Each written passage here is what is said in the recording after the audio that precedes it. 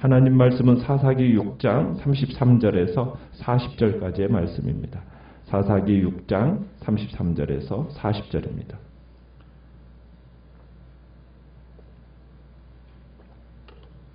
사사기 6장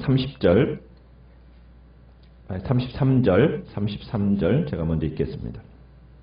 그때에 미디안과 아말렉과 동방 사람들이 다 함께 모여 요단강을 건너와서 이스라엘 골짜기에 진을 친지라.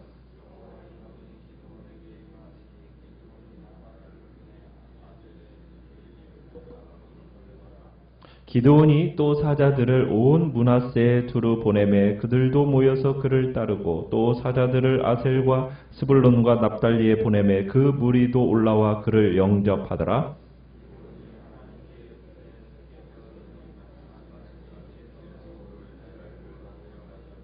보소서, 내가 양털 한 뭉치를 타작마당에 두리니 만일 이슬이 양털에만 있고 주변 땅은 마르면 주께서 이미 말씀하심 같이 내 손으로 이스라엘을 구원하실 줄을 내가 알겠나이다 하였더니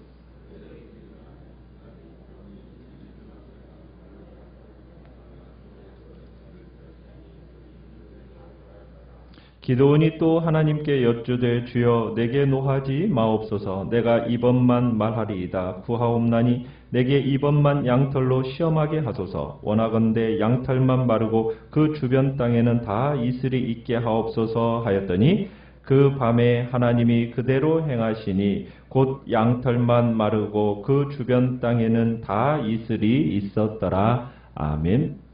오늘 말씀의 제목은 표징을 구하는 기드온이라는 제목으로 말씀을 나눕니다. 33절을 보시면은 그때에 라는 표현으로 시작이 되어집니다. 이 그때라는 것은 언제이냐면 기드온이 아버지 집안에서 우상을 없애고 이제 온 집안을 성결케 한 후 그때 얼마가 되지 않아서입니다. 미디안 사람과 아말렉 사람과 동방 사람들이 또 요단강을 건너와서 이스라엘 골짜기에 진을 치게 됩니다. 우리가 이스라엘 골짜기라고 하면 이 이스라엘 골짜기는 갈릴리 호수와 에브라임 산지를 가로지르는 이스라엘의 최대 평지입니다. 우리가 골짜기라고 하니까 우리 한국식으로 무슨 계곡처럼 생각하는 경향이 있는데 우리가 그런 계곡으로 연상하면 안 되고요. 고대 이스라엘 사람들은 산과 산 사이에 놓인 그 평지, 이 평지를 가리켜서 골짜기라는 표현을 썼습니다. 그러니까 아무리 넓다고 하더라도 산과 산 사이에 있으면 그것을 골짜기라고 불렀다는 거죠. 특별히 이 이스라엘 골짜기는 이스라엘 최대의 교통 요충지입니다. 이 골짜기를 통과하지 않고서는 애굽에서 메소포타미아로 갈 수가 없을 정도로 매우 중요한 전략적인 지역이 바로 이 이스라엘 골짜기입니다. 그런데 이제 지금 미디안 사람들, 또 아말렉 사람들, 동방 사람들이 이곳에 진을 친 겁니다. 근데 이 시기가 어느 시기냐? 파종 곡식들이 한참 자라고 있을 때예요.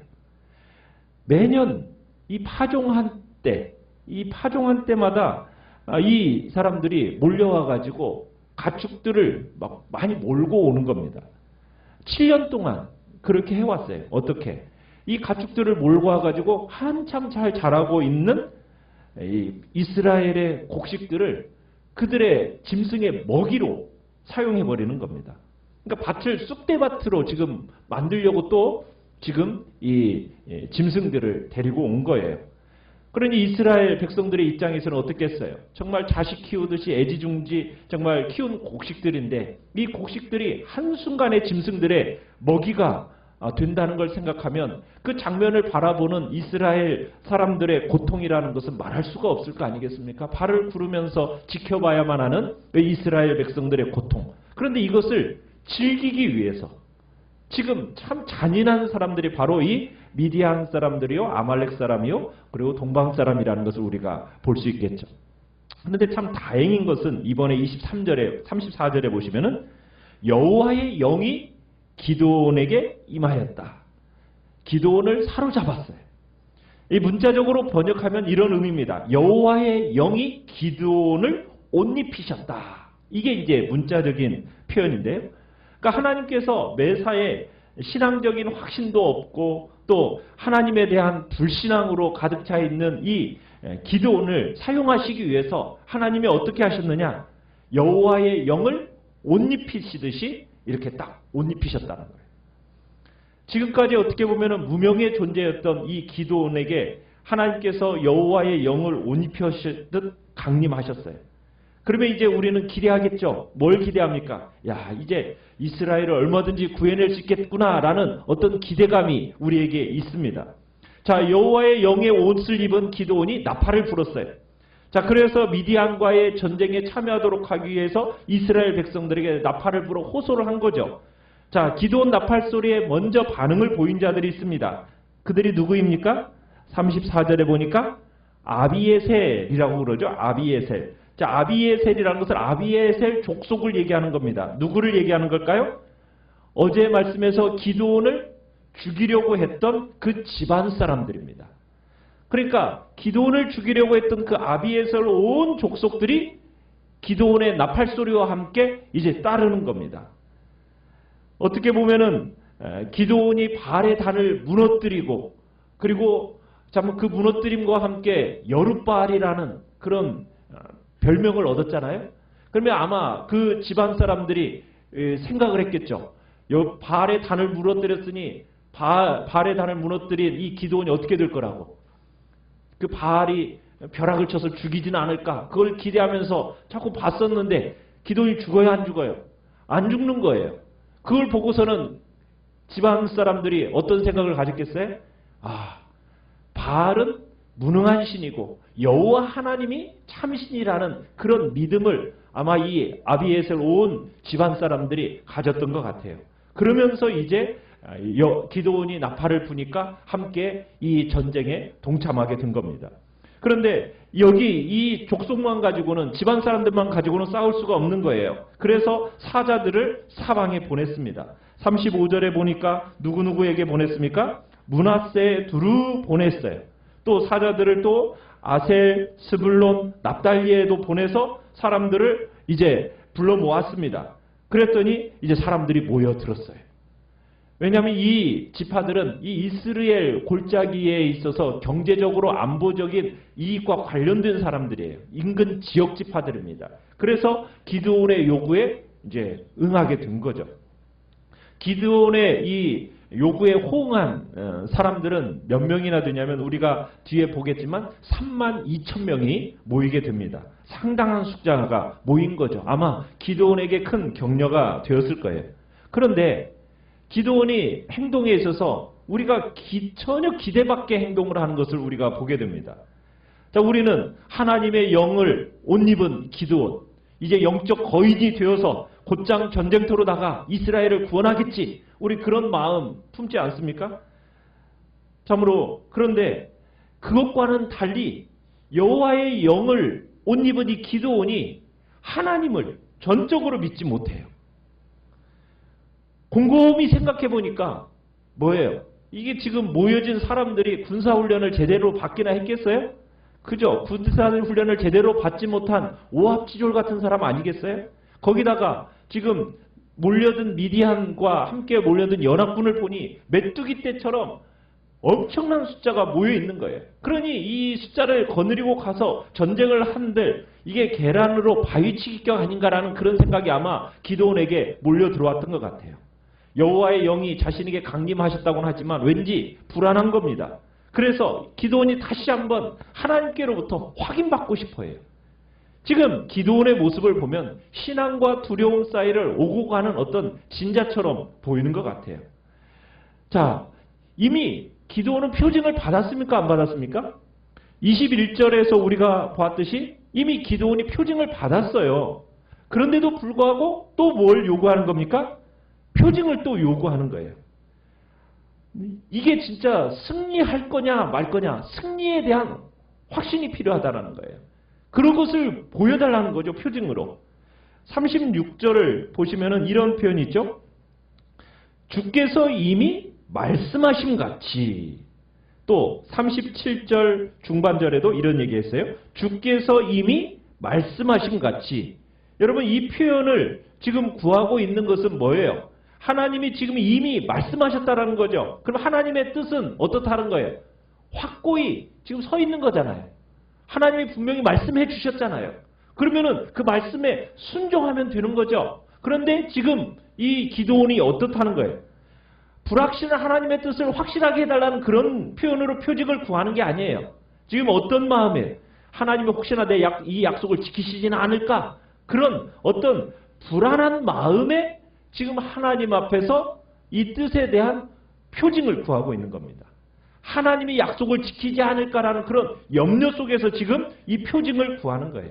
믿음과 확신을 위한 표징이 아니라 불신에서 비롯된 표징이라는 것, 표징을 요구하고 있다는 것을 볼 수 있어요.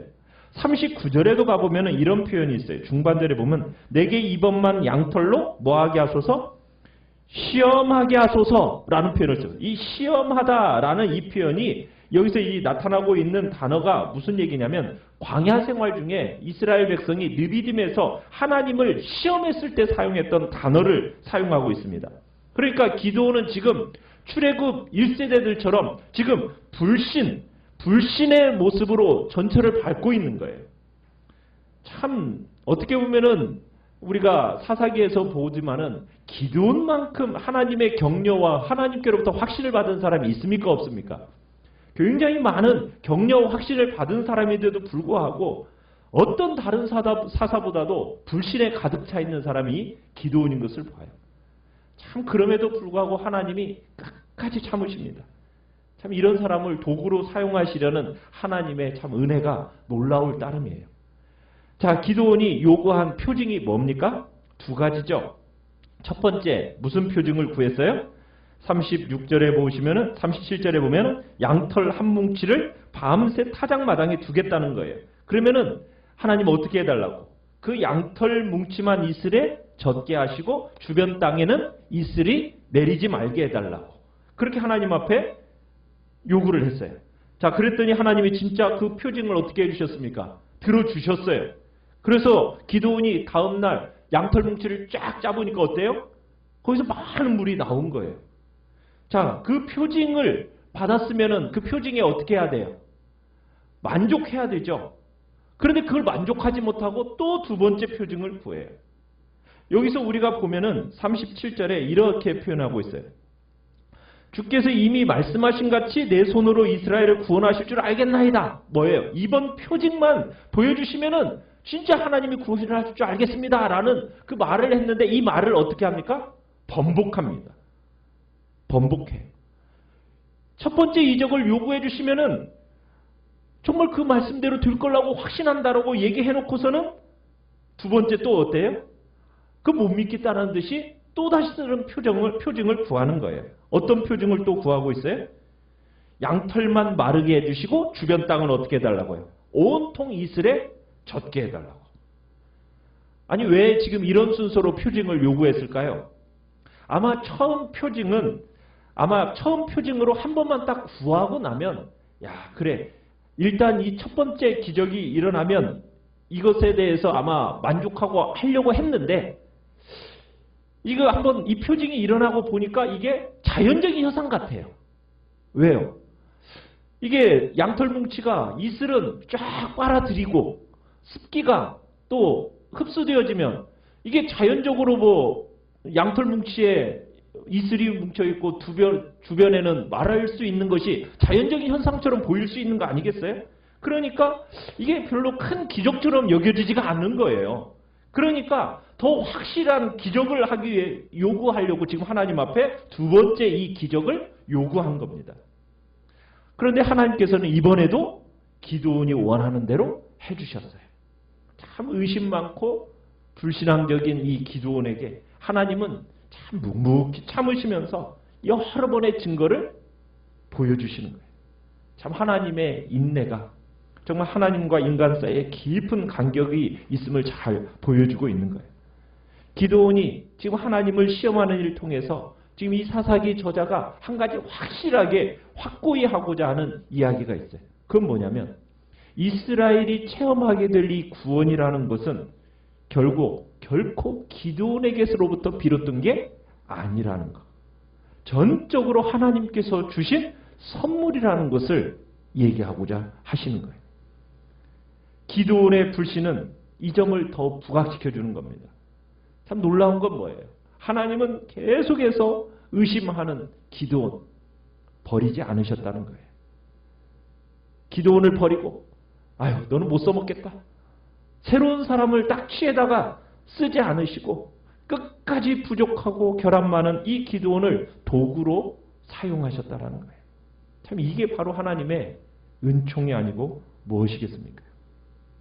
이러함에도 불구하고 여러분 히브리서 11장에 가면은 기드온을 어떻게 부르고 있어요? 믿음의 용사로서 기억되고 있다라는 것은 더 놀라운 일입니다.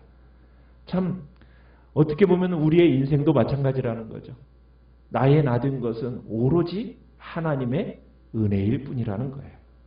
하나님의 놀라우신 은혜가 아니고서는 우리가 감히 이 자리에 설 수도 없었고 우리도 동일하게 하나님 앞에 쓰임받을 수 없는 그런 존재였는데 끝까지 참으시고 인내하시고 붙드시고 그리고 결국 우리를 하나님의 사람으로 만들어 가셔서 쓰시는 그 하나님의 은혜. 사도 바울이 고백했던 나의 나된 것은 하나님의 은혜입니다라는 그런 고백이 오늘도 우리에게 나타나기를 간절히 바랍니다. 우리는 이 사사기에 나오는 기드온의 모습을 보면서 또한 마음에 결심해야 될 것은 어떠한 표징보다도 주께서 이미 말씀하신 그 말씀 우리는 붙들고 순종함으로 나아가시길 바랍니다. 말씀에 대한 신뢰 속에서 하나님 안에서의 그 복된 은총을 구하는 우리 모든 성도님들 되시기를 간절히 축원합니다. 오늘 말씀을